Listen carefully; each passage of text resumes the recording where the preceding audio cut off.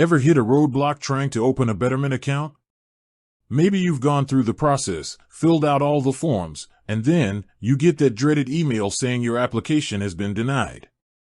It's confusing, frustrating, and can leave you wondering, why me? If that's you, you're not alone, and today we're going to break down some of the most common reasons this happens and what you can do about it. First, let's talk about the biggest reason: identity verification. As a regulated financial institution, Betterment is legally required to verify who you are to prevent fraud and comply with anti-money laundering regulations. This is a good thing for everyone, but sometimes the process can get tripped up. Did you upload a document that was blurry, expired, or had a name that didn't exactly match the one on your application? Even a small detail like a middle initial or a hyphen can be enough to flag it.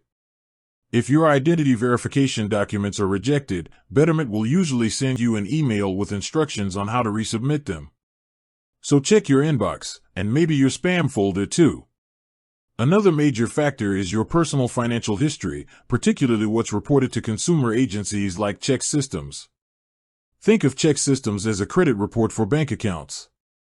It tracks things like past closed accounts with negative balances, unpaid fees, or a history of excessive overdrafts. If you have a poor history in this system, it can be a red flag for Betterment and other financial institutions. The good news is you can get a free copy of your ChexSystems report to see what's on it. If there are errors, you can dispute them. If the issues are legitimate, you may need to resolve them before your application can be reconsidered. And it's not just about identity and banking history. Sometimes, it's about a mismatch in the information you provided.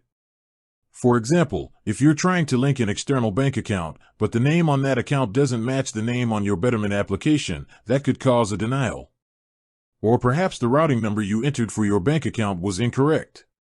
These might seem like simple mistakes, but they are flagged as potential security risks. So, what's the takeaway here? Don't panic. The denial of your account isn't necessarily the end of the road.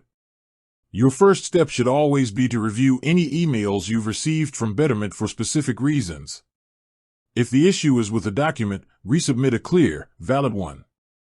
If it's a financial history issue, get your reports and see what needs to be fixed. And if all else fails, reach out to Betterment's customer support. They're there to help you navigate these issues and get your account approved. With that said, thanks for watching, and until next time.